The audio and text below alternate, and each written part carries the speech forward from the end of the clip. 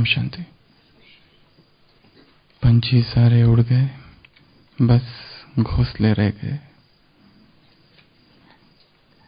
ऐसी स्थिति है उस स्थान की जिसको कभी अमीर खुसरो ने कहा था, हमी अस्तो, हमी अस्तो। तो पिछली बार हमने देखा था कि कैसे ये यज्ञ एकमात्र है संसार में, यही है, यही है, यही है। घर फिरदौस बर रूह ज़मी अस्त, हमी अस्तो, हमी अस्तो, हमी अस्तो। यदि धरती पर, इस धरा पर फिरदौस है, स्वर्ग है, बहिश्त है, पैराडाइज है, हेवन है, यही है, यही है और यही है। तो पिछली बार हमने 30 बातें देखी थी, आज 33 बातें देखनी है। ये जो आशियाना है, ये जो घोंसला है, जो भगवान के द्वारा बनाया हुआ है, इस घोंसले के एक एक तिनके का महत्व है। ये केवल एक चीज नहीं है, असंख्य तिनकों से ये घोंसला बना हुआ है। तो पिछली बार हमने 30 तिनके देखे थे। अभी आगे ब्रह्मा कुमारी क्या है, ये यज्ञ क्या है। तो 31वां है, ये यज्ञ मधुबन है। हम ये कहते हैं कि मधुबन यज्ञ है, परंतु यज्ञ भी मधुबन है। और मधुबन अर्थात मधु का वन, जिसमें 2 चीजें होनी चाहिए। कौन सी? मधुरता भी और साथ साथ वैराग भी। और यदि ये मधुबन है, यदि ये यज्ञ ही मधुबन है, तो इसकी ये दोनों ही बातें हमारे जीवन में चरितार्थ होनी चाहिए। Sweetness and disinterest. जहां पर मधुरता भी हो तो क्या हो? वैराग हो। परंतु क्योंकि हम सूखे सन्यासी नहीं हैं, हमारे जीवन में वैराग तो है, परंतु वैराग के साथ साथ दिव्य मधुरता भी है। इसके लिए यदि ये मधुबन है तो ये 2 चीजें हमें होनी चाहिए, मधुरता और वैराग। वैराग अर्थात यहां का कुछ भी नहीं चाहिए। वैराग अर्थात यहां की कोई भी चीज हमारे सुख का कारण नहीं है। आज की मुरली में बाबा ने कहा, यह घोष्टों की दुनिया है। कन्या है, कुमारी है, परंतु मोह बहुत है, बाप से बेमुख करता है। ये मोह का घोष्ट, काम विकार घोष्ट है। आदि मध्य अंत दुख देता है। विकारों से वैराग, व्यर्थ से वैराग, निगेटिविटी से वैराग, अतीत से वैराग, जो कुछ पुराना है, जो बीत गया है, उससे भी वैराग। नवपथ है, नवजीवन है, नया मार्ग है, साहस साथी है, सफलता जन सिद्ध अधिकार है, नशा है, अपनी घोट तो नशा चढ़े, एक से बुद्धि योग है, ये वैराग। और मधुरता, ये 2 चीजें होनी चाहिए। यदि हम इस यज्ञ के भांति है, यदि इस संस्था के हम मेंबर्स है, यदि इस ऑर्गेनाइजेशन के हम मेंबर्स है, तो मधुबन यज्ञ क्या है? मधुबन है। अगला मधुबन मेडिटेशन यज्ञ, मेडिटेशन सेंटर है। मेडिटेशन सेंटर, मेडिटेशन सेंटर अर्थात जहां पर मेडिटेशन सिखाया जाता है। अर्थात हम कौन हुए? ट्रेनर्स, मेडिटेशन सिखाने वाले। तो जिनको मेडिटेशन जो सिखाने वाले हैं उनको खुद मेडिटेशन की गहराई को समझना पड़ेगा। मेडिटेशन है क्या, किसे कहते हैं ध्यान। इसके लिए बाबा ने कितने अलग अलग शब्दों का प्रयोग किया है। याद, योग, यात्रा और ध्यान। पहले निष्ठा कहते थे। तो ये यज्ञ क्या है? Meditation centre. और हम लोग वो है जो मेडिटेशन सिखाने वाले हैं। तो मेडिटेशन की सारी गहराई हमें पता चाहिए, क्योंकि जो सिखाना है उसके बारे में तो जानना पड़ेगा ना। तो एक एक्सपेरिमेंट जो हर एक को करते रहना है, योग की गहराई का। जो आज सुबह अमृत वेला अनुभव किया, क्या यह वो योग की संपूर्ण गहराई थी? क्या ये इसमें ही योग की सारी अवस्थाएं आ गई थी? योग है क्या? मेडिटेशन है क्या? क्या अभी भी खींचातान है, अभी भी तनाव है, अभी भी नींद है, अभी भी आलस्य है इस मेडिटेशन में? यदि मेडिटेशन सिखाने वाले ही मेडिटेशन करते हुए नींद में है, तो दूसरों को क्या सिखाएंगे? यदि मेडिटेशन करने वालों की मेडिटेशन टाइमिंग अभी भी अब कभी ऊपर कभी नीचे है, कल कहा ना लाइट, स्पीड कैसी है, कलर तो नहीं बदलता, और निरंतरता कितनी है।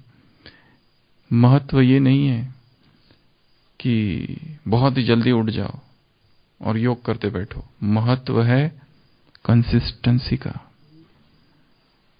भले उठो 3:45 बजे या 4 बजे, पर फिर वही टाइम फिक्स हो, जितना हो सके टाइमिंग फिक्स हो हमारे मेडिटेशन का। तो मेडिटेशन से संबंधित जितनी बातें हैं, मेडिटेशन और स्वास्थ्य का क्या संबंध है, मेडिटेशन और इमोशंस का क्या संबंध है, मेडिटेशन और थॉट्स का क्या संबंध है, मेडिटेशन और कंसंट्रेशन का क्या संबंध है, मेडिटेशन और व्यवहार का क्या संबंध है, मेडिटेशन और लाइफस्टाइल का क्या संबंध है, मेडिटेशन और बीमारियों का क्या संबंध है। मेडिटेशन से संबंधित सारी जानकारी हमारे पास हो तो ये क्या है? वर्ल्ड मेडिटेशन सेंटर है। यहां पर विश्व की आत्माएं क्या सीखने आती है? मेडिटेशन सीखनी आती है। मेडिटेशन और स्ट्रेस का क्या संबंध है? किस आधार से स्ट्रेस कम होगा? मेडिटेशन और फिजियोलॉजी का क्या संबंध है? शरीर में कौन से रासायनिक परिवर्तन होते हैं मेडिटेशन से? यदि हमें कोई पूछ ले तो हम क्या कहेंगे कि ये बात मुझे पता नहीं। कोई कहे कि बताओ मुझे स्ट्रेस कैसे कम होता है, या ऐसे ही गप लगाते हो?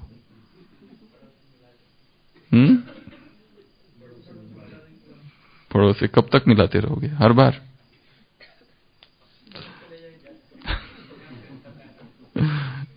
कब तक यही बात कहते रहेंगे? ये एक दूसरी बात है, एक सूक्ष्म पॉइंट।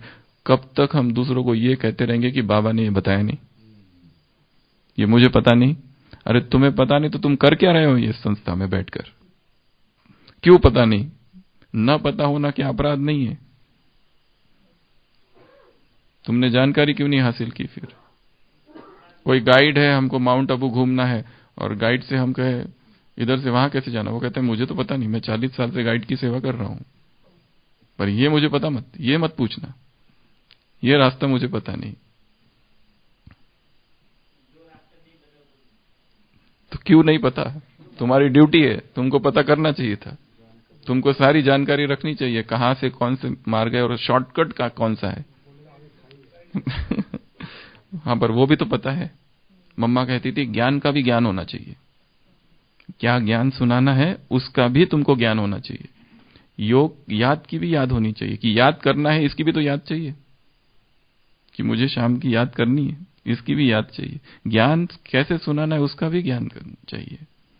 तो ज्ञान का ज्ञान, याद की याद, धारणा की धारणा और सेवा की सेवा, ये भी अच्छा टॉपिक है। तो ये क्या है? Meditation centre. तो मेडिटेशन के सारे इन्स आउट्स, सारी बातें, गहराई, सूक्ष्म पहलू, मेडिटेशन का वर्तमान परिवेश में क्या महत्व है। मेडिटेशन एंड टेररिज्म क्या संबंध है? मेडिटेशन एंड एनवायरमेंटल क्राइसिस, क्या संबंध है? मेडिटेशन एंड फूड, क्या संबंध है? मेडिटेशन एंड एग्रीकल्चर, क्या संबंध है? योगिक खेती। मेडिटेशन एंड ट्रांसपोर्ट, क्या संबंध है? मेडिटेशन एंड स्पोर्ट्स, क्या संबंध है? ये मेडिटेशन सेंटर है। मेडिटेशन सेंटर अर्थात वी आर मेडिटेशन एक्सपर्ट्स। किसी एक्सपर्ट, स्पेशलिस्ट है हम। किसी एक्सपर्ट के पास पेशेंट चला जाए और कहे कि इसका क्या, वो कहेगा मैंने न्यूरोलॉजी तो की है पर हेडेक का मुझे पता नहीं क्या है तुम्हारा। ये एक चैप्टर मेरा रह गया था, बड़ा डिफिकल्ट चैप्टर था और एग्जाम में भी नहीं आया था। तो ये मेडिटेशन सेंटर है। तीसरा 33rd, ये मेडिकल कॉलेज है। ये संस्था क्या है? Medical college. यहां कौन बनते हैं? कौन बन के निकलते हो मंजू बेन? रूहानी डॉक्टर्स। यहां पर स्पिरिचुअल मेडिसिन का ज्ञान दिया जाता है। यहां पर स्पिरिचुअल डॉक्टर्स बन के निकलते हैं, डबल डॉक्टर्स बन के निकलते हैं। ये वो मेडिकल कॉलेज है। इसके लिए मेडिकल कॉलेज की पढ़ाई थोड़ी टफ होती है। बाबा हमेशा उदाहरण देते हैं, कोई बाहर का व्यक्ति मेडिकल कॉलेज में बैठ जाए तो उसको कुछ भी समझ में नहीं आएगा क्या चल रहा है। तो ये मेडिकल कॉलेज है और ये मेडिकल स्टडी है। वो तो किताबों में शरीर की बीमारियों का अध्ययन है। यहां पर spiritual anatomy, spiritual physiology, spiritual pathology, spiritual medicine, spiritual surgery क्या होती है इसका ज्ञान है। तो इसमें मेडिकल स्टूडेंट का एक लक्षण ये होता है, आशीष भाई क्या करता है वो? लाइब्रेरी में बैठ कर अध्ययन, दिन रात पढ़ते रहता है, पढ़ता रहता है फिर पेशेंट देखता है, पढ़ते रहता है पेशेंट देखता है, पढ़ते रहता है फिर पेशेंट देखता है। उसके दो टीचर्स होते हैं, एक पेशेंट, एक किताबें, और एक उसके प्राध्यापक। तो दोनों से सीखते रहता है जीवन भर। तो हम कौन है? मेडिकल स्टूडेंट्स है। तो हमें क्या करना है? पढ़ाई करते रहना है दिन रात। पढ़ाई बहुत है क्योंकि बीमारियां इतनी सूक्ष्म है आत्माओं की कि हमें उनको इलाज देना पड़ेगा।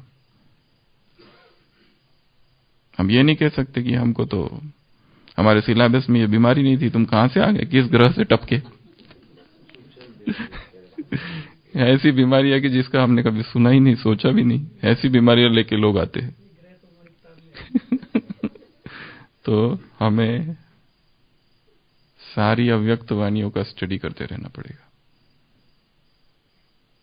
सारी अव्यक्त वाणी 69 से लेकर तो 2017।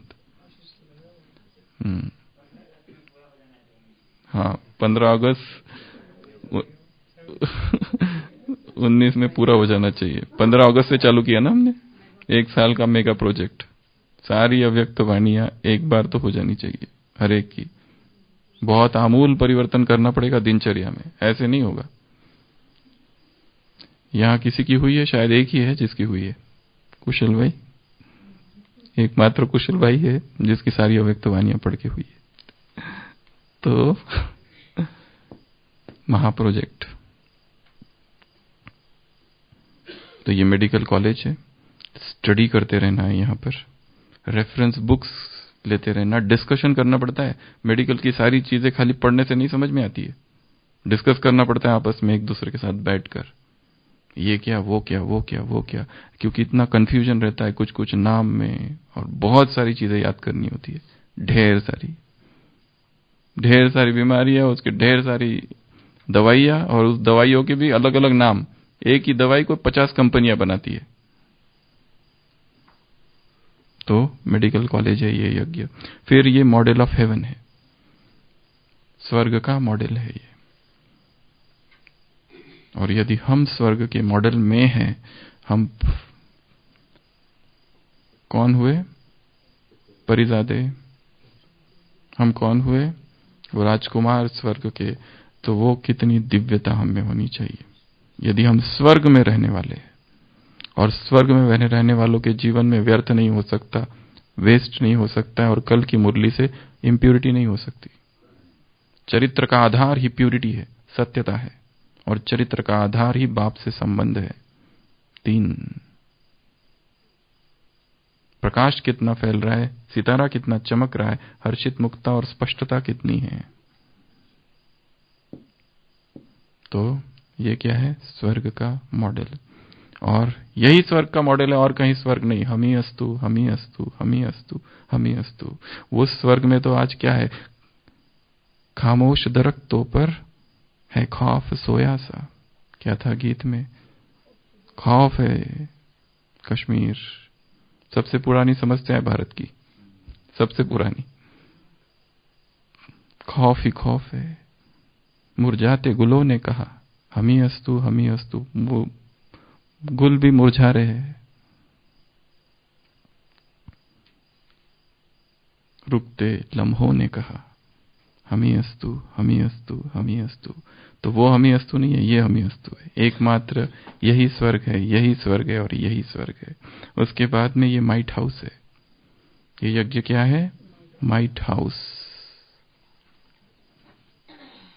और इसके अंदर रहने वाले या तो डरपोक, कमजोर, रोने वाले रहते माइट हाउस में है। और आंसू बहुत आते हैं, बात बात पर आंसू आते हैं। किसी ने कुछ बोल दिया आंसू, किसी ने कुछ कर दिया आंसू। यहां पे रखे हुए हैं जैसे अपनी, मेरा जन्म सिद्ध अधिकार है रोना। कॉकरोच से डरते हो, चिपकली से डरते हैं। ये है माइट हाउस में रहने वाले, जिनकी मंदिरों में पूजा होती है शक्ति रूप में। भक्त मांगते मां शक्ति दो, और मां कहती है कॉकरोच, चिपकली। कौन से डर बैठे हैं पता नहीं, जानवरों के डर, बीमारियों के डर, व्यक्तियों के डर।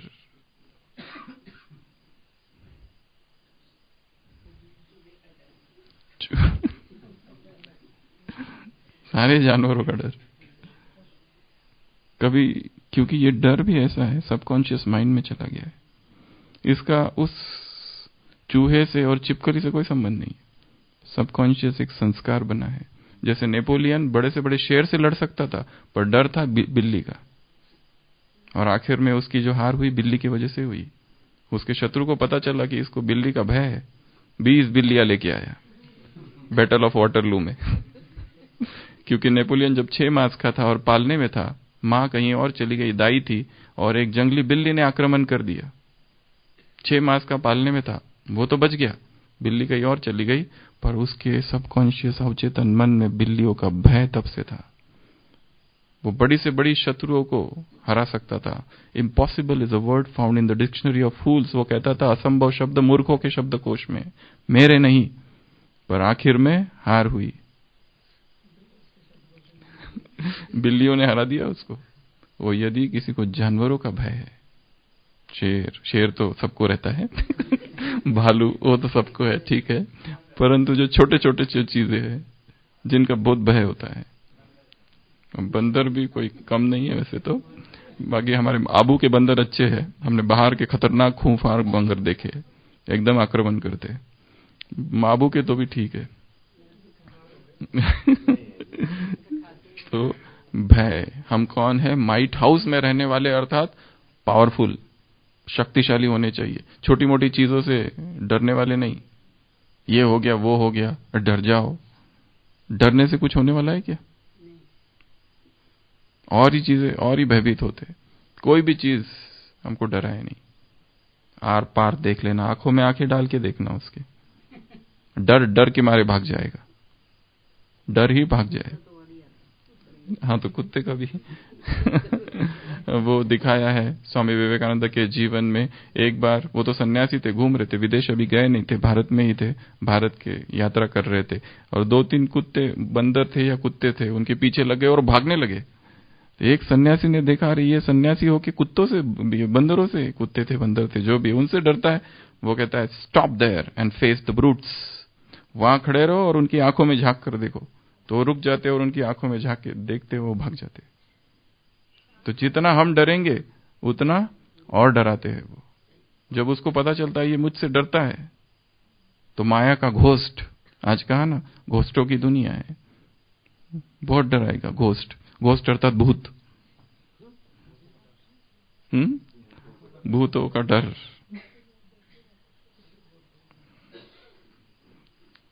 हम कौन है? भूतनाथ की संतान हम है, भूतेश्वर, मास्टर भूतेश्वर। भूत हमसे डरे, ये कौन महाभूत है, हमको देखकर उसको लगे भागो।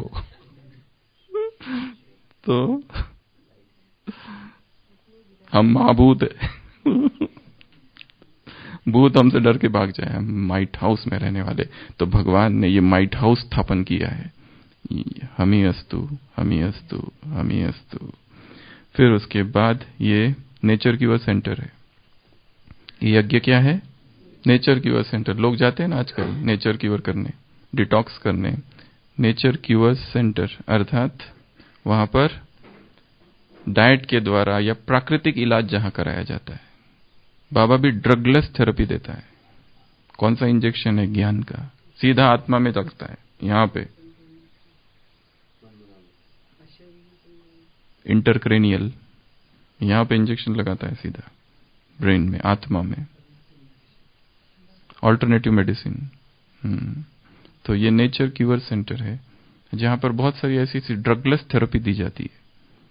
और यहां पर बीमार आत्मा है, तो ये भगवान ने आकर क्या खोला है? स्पिरिचुअल, रूहानी नेचर क्यूर सेंटर। वो स्पिरिचुअल हर्बैलिस्ट, कई बार मुरलियों में आता है, हर्बैलिस्ट है। फिर ये न्यू गार्लैंड है।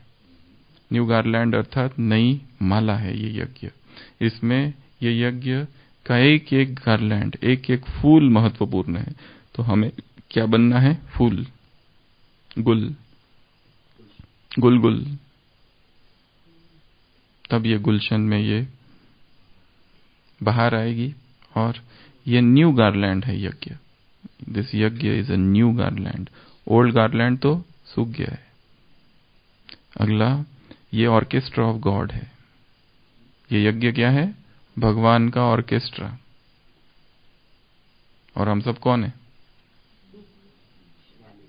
माली माली माली कहां से आ गए? म्यूजिशियंस। ऑर्केस्ट्रा तो अलग अलग बजाने वाले, अलग अलग कला वाले। और they should be a symphony. सब में एक समस्वरता चाहिए, हार्मनी चाहिए, तभी वो परमात्मा संगीत गूंजेगा विश्व में और प्रत्यक्षता होगी। हमी अस्तु, हमी अस्तु, हमी अस्तु, हमी अस्तु। तब वो प्रत्यक्षता होगी। यदि कोई अपने आप में कोई कुछ कर रहा है, कोई कुछ कर रहा है, तो कैसा म्यूजिक निकलेगा? म्यूजिक होगा या बेसुरा होगा, बेतुका होगा? अमधुरवाणी ग्रुप बन जाएगा ये। गैर मधुरवाणी ग्रुप बन जाएगा। तो मधुरवाणी नहीं रहेगा फिर वो। तो हम सब परमात्मा ऑर्केस्ट्रा में काम करने वाले कलाकार है, फनकार है। एक एक में ऐसी कला है। और हमको केवल अपना कला का गर्व नहीं है, परंतु हम सबके साथ चल रहे हैं, सबके साथ अपने सुरों को मिला रहे, अपने संगीत को मिला रहे। ये हमारी महानता है। तो यहाँ जब ये भगवान का ऑर्केस्ट्रा है तो क्या हो? संस्कार मिलन की रास हो। दो व्यक्तियों में झगड़े ना हो, दो व्यक्तियों में मनमुटाव ना हो, दो व्यक्तियों में मनोमालिन्य, दो व्यक्तियों में आपस में लून पानी ना हो। एकजुट, एक चंदन का वृक्ष है ये बाबा ने कहा, वन वन की काठी है, परंतु फिर भी एक संस्कार सबके है। एक बाप, कल की मुरली टीचर से मुलाकात, एक के है, एक को देखने वाले हैं, एक रस स्थिति में रहने वाले हैं। तो ये ऑर्केस्ट्रा ऑफ गॉड में हम कोई ऐसा बेतुका संगीत न छेड़ दे जिससे पूरे यज्ञ की ही ग्लानि हो जाए। तो ये ऑर्केस्ट्रा ऑफ गॉड है। उसके बाद में ये पांडव गवर्नमेंट कैबिनेट है, पांडव गवर्नमेंट का मुख्यालय। ये यज्ञ पांडव गवर्नमेंट का कैबिनेट, यहां पर सारी सभाएं होती है, यहां पर विधि विधान बनते हैं, लोकसभा और राज्यसभा। ये है विश्व की हमारी स्थिति। वर्तमान के पार्लियामेंट जैसी ना हो जाए। वहां पर बहुत आवाज करते हैं, यहां प्रेम से सारे कार्य हो। ऐसा ये पांडव गवर्नमेंट कैबिनेट है। उसके बाद में ये पीस पार्क है। ये यज्ञ क्या है? एक पीस पार्क है। और एकमात्र हम ही अस्तु एकमात्र यही पीस पार्क है। तो यहां रहने वाले यदि पीसलेस है और अशांत है तो क्या कहेंगे? संडे की मुरली जैसे कोई प्यासा होता है और उसकी कोई प्यास बुझाता है तो जन्म जन्म उसका गुणगान करते हैं। तुम्हें क्या करना है? राजयोग सिखाना है और संसार की आत्माओं की प्यास बुझानी है, ये ज्ञान देकर। तो हम सब कौन है? Peace makers, peace messengers, peace incarnation, peace avatar, peace angels, शांति के फरिश्ते, शांति के अवतार, शांति कुंड हम स्वयं हैं, विश्व में शांति स्थापित करने वाले। हमारा अपना जीवन आंतरिक कितना शांत होना चाहिए। यदि मन में अशांति है तो ये पीस पार्क हुआ कि पीसलेस पार्क हुआ, कि पीस पीस वाला पार्क हुआ, पिसा हुआ park, park broken into pieces. Pieces तो संसार में हुए हैं, ऐसे पीसलेस वर्ल्ड को, पीसेस में बटे हुए वर्ल्ड को हमको पीसफुल बनाना है। तो सबसे पहले तो चेतना में शांति को धारण करना पड़ेगा। उसके बाद में ये quality control and assurance control है। Q for quality control and assurance control centre. ऐसे कुछ स्टैंडर्ड्स होते हैं हर जगह पर जो कि स्टैंडर्ड देखते हैं। जैसे हॉस्पिटल में NABH एक होता है, वो स्टैंडर्ड देखता है। जैसे और दूसरे स्थानों पर कंपनियों में स्टैंडर्ड्स होते हैं, मापदंड, ISI मार्क, ये सारे मापदंड होते, मानदंड होते, ट्रेडमार्क होते हैं उनके। तो वैसे ये जो है क्वालिटी मार्क है, ये जो यज्ञ है, इसमें देखकर इसमें डिसाइड किया जाएगा कि तुम जो कुछ कर रहे हो पुरुषार्थ ठीक है, ठप्पा लगाया जाएगा। वहां ISI का ठप्पा लगाते हैं ना, कि हाँ ये ठीक है, वैसे यहां पर तुम्हारा पुरुषार्थ में यहां ठप्पा लगना चाहिए, सर्टिफिकेट मिलने चाहिए तीनों से, बाप से, स्वयं से और परिवार से। परिवार वाला मुश्किल है थोड़ा, पर वो चाहिए। फिर है रेस्ट हाउस, R फॉर ये यज्ञ क्या है? Rest house. यहां पर क्या है? आराम। यहां आकर ही आराम मिलता है, यही हम ही अस्तु। और कोई संसार में स्थान है जो रेस्ट हाउस है?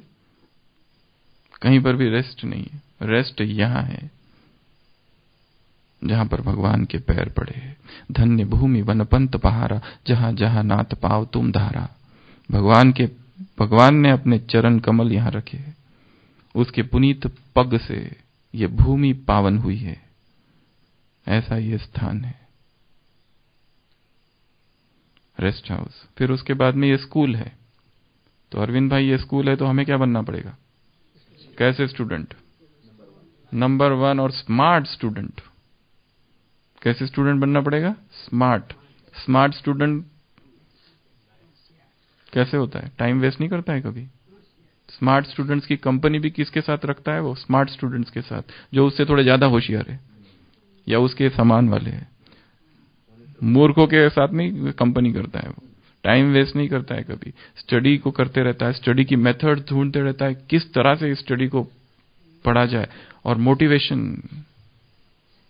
कैसे कैसे उसको मोटिवेट ढूंढते रहता है कुछ ना कुछ। और दूसरे स्टूडेंट्स को भी मदद करता है, कमजोर सबको। तो स्मार्ट स्टूडेंट बनना है। ये स्कूल है, ईश्वरीय स्कूल बाबा ने आके खोली है।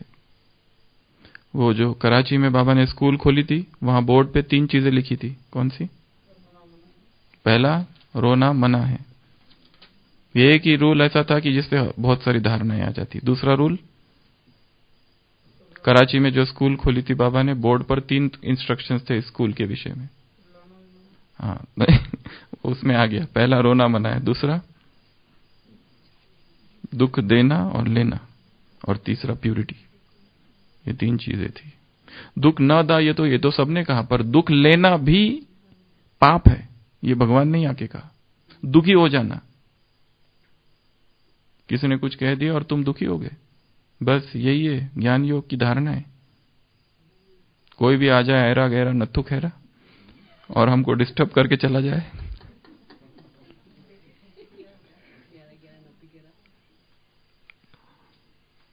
not every Tom, Dick and Harry can disturb us. हमारी धारणा इतनी कमजोर नहीं है। हमारी खुशी किसी और पर निर्भर नहीं है, और तो किसी और को यह अधिकार भी नहीं है कि उसे छीन ले। हमारी खुशी किसी और पर निर्भर नहीं है, इसलिए किसी और को यह अधिकार भी नहीं है कि हमारी खुशी को छीन कर ले जाए। तो ये क्या हुआ? स्कूल। फिर ये शॉपिंग मॉल है 44th, ये शॉपिंग मॉल। शॉपिंग मॉल देखा है? अमाउंट में तो एक या दो ही है, छोटे छोटे, वो भी। मॉल बहुत बड़ा होता है, वहां सब कुछ मिलता है, बस घुस जाओ और जो चाहिए वो ले लो, सब एक ही जगह पर। वैसे यहां पर भी सब मिलता है। कोई दूसरा कॉलेज होता है, वहां पर अलग अलग डिपार्टमेंट होता है, department of psychology, department of नहीं, वो हॉस्पिटल में, दूसरे कॉलेजेस में मनोविज्ञान का एक विभाग होता है, दर्शन शास्त्र का एक विभाग होता है। यहां तो सब कुछ एक ही जगह है, सब एक जगह है। तो ये क्या है? Shopping mall. फिर है ये शिवालय है। शिवालय अर्थात प्योर, शिवालय अर्थात पवित्र, शिवालय अर्थात मंदिर है शिव का। अगर ये शिव का मंदिर है, और हम सब कौन हुए फिर? पुजारी तो अभी है नहीं मंदिर की देखभाल करने वाले हैं, ट्रस्टी है। मंदिर में ट्रस्टी होते हैं ना, तो हम वैसे ट्रस्टी है, और दूसरों को मंदिर लायक बनाने वाले हैं। या फिर इस मंदिर के देवता कौन है? हम ही है, मूर्ति। जैसे वो रामकृष्ण परमहंस से एक कहानी बताया करते थे। एक खंडर था, पहले मंदिर था बहुत अच्छा, अभी तो खंडर बन चुका था, वहां कोई नहीं आता था, चिड़िया और गिद्ध और इन सब का बसेरा था। वहां पर जाली हुई लगी हुई थी, वो मूर्ति भी टूटी हुई थी, और वहां पर एकदम खंडर जैसा था। एक बार एक व्यक्ति गया वहां पर, वो थोड़ा सा दिमाग से कमजोर था, उसने शंख मिल गया और वहां जाकर शंख बजाना चालू करा। लोगों को लगा शायद मंदिर बन चुका है, ठीक हो गया, किसी ने ठीक कर दिया होगा, गांव के बाहर है। सब लोग भागे पूजा करने, तो देखा मंदिर तो वैसा ही है। तो उसको कहते, अरे तूने मंदिर को ये तो बजा दिया, पर मंदिर में मूर्ति की प्रतिष्ठापना तो हुई नहीं। मंदिर को ऐसे कैसे? मंदिर को तो पहले स्वच्छ किया जाता है, ये सारी जाली, ये सब जो है गंदगी, इसको निकाला जाता है, उसके बाद में मूर्ति आती है, उसके बाद में शंख बजाया जाता है। तुमने पैसे कैसे शंख बजा दिया? हृदय भी मंदिर है। अगर वो खंडर है और उसमें किचड़ा है, तो मंदिर में मूर्ति की स्थापना नहीं हो सकती। तो ये क्या है? यज्ञ शिवालय है। फिर उसके बाद में ये ट्री ऑफ सैंडलहुड अर्थात चंदन का वृक्ष, जिसके बारे में बता दिया। अलग अलग संस्कार वाली आत्माएं यहाँ आई है। अभी अच्छा है, अलग अलग संस्कार वाली है। हम कहते हैं ये ऐसा, इसका संस्कार ऐसा क्यों, ये झगड़ा बहुत करता है, ये सोता है, ये हमको जीने नहीं देता, तंग करता है, सताता है। ऐसी संस्कार वाली आत्माएं मंजू बहन यही मिलेगी। कितना वंडरफुल है। सतयुग में तो रहेगी, सब धुलाई हो जाए होके आएगी, फिर क्या है वहां? अभी है मजा, कितना वैरायटी संस्कार है। कभी हम ये सोचे कि जैसा मैं चाहता हूं वैसा ही सब चले, तो क्या मजा है इसमें? कुछ भी मजा नहीं है इसमें। तो ये चंदन का वृक्ष है। फिर ये ताजमहल ऑफ डिवाइन लव है। वो जैसे ताजमहल यादगार है प्रेम का, वैसे ये परमात्मा प्रेम का यादगार ये है यज्ञ, सबसे सुंदर है। हम ही अस्तु, हम ही अस्तु, हम ही अस्तु, हम ही अस्तु। फिर उसके बाद में ये यूनिवर्सिटी है। एक तो बताया स्कूल की पढ़ाई और यूनिवर्सिटी की पढ़ाई में थोड़ा फर्क होता है। जब आए थे तब स्कूल, पर अभी वो यूनिवर्सिटी अर्थात ज्यादा पढ़ाई करना पड़ता है, रेफरेंस बुक्स लेनी पड़ती है। इसमें तोता रटन काम नहीं करेगा। अब खुद भी सोचना पड़ेगा। पीएचडी कर लिए, वो ये थीसिस बनाते हैं, बहुत लिखना पड़ता है, सोचना पड़ता है, भटकना पड़ता है, यहाँ जगह आर्टिकल्स जमा करने पड़ते हैं, बहुत कुछ करना पड़ता है उसमें। तो ये यूनिवर्सिटी में भी अव्यक्त मुरली, एक मुरली यहाँ से, एक मुरली वहां से, साकार यहाँ से, अव्यक्त से इधर से कुछ निकाला, किसी क्लास से कुछ निकाला, तो बहुत काम करना पड़ेगा इधर भी। तो रिसर्च करना पड़ता है यूनिवर्सिटी में भी। फिर ये अनलिमिटेड लॉन्ड्री है, बेहद का धोबी घाट। क्या है ये? धोबी घाट। तो यहां पर बहुत कपड़े आए रहे हैं। हम यहाँ के धोबी है, हम भी धोबी हैं, यहाँ की मास्टर धोबी। हमारे पास भी लोग कपड़े लेकर आएंगे, हम ये नहीं कह सकते इतना गंदा क्यों किया। क्या धोबी कभी ऐसा कहता है इतना गंदा कर दिया तुमने कपड़ा? कभी नहीं कहता। जो भी आया चुपचाप ले लेता है। तुम ये नहीं कह सकते अरे इतने पतित, इतने विकारी, चले जाओ यहां से, ये हमारा सेंटर बहुत प्योर है, पैर मत रखना इधर। इधर धुलाई नहीं होती, जाओ। कहाँ जाएगा बेचारा? एक ही तो दो बुघाट है, हम ही अस्तु, हम ही अस्तु, हम ही अस्तु, हम ही अस्तु। शराब पी के नहीं आना, हम ऐसा बोल सकते? यहाँ सिगरेट नहीं पीना, कुछ नहीं। वो जो भी है, कितनी भी गंदगी है, भगवान ने हमको कहा ऐसा, हे पतित आउट, जब हम पहली बार आए थे, बोला उसने ऐसा? हम भी तो वही कर रहे थे जो संसार के लोग कर रहे थे। या हम बहुत ही अवतरित दिव्य आत्मा होके प्रकट हुए थे कलयुग में, सीधा ऊपर से।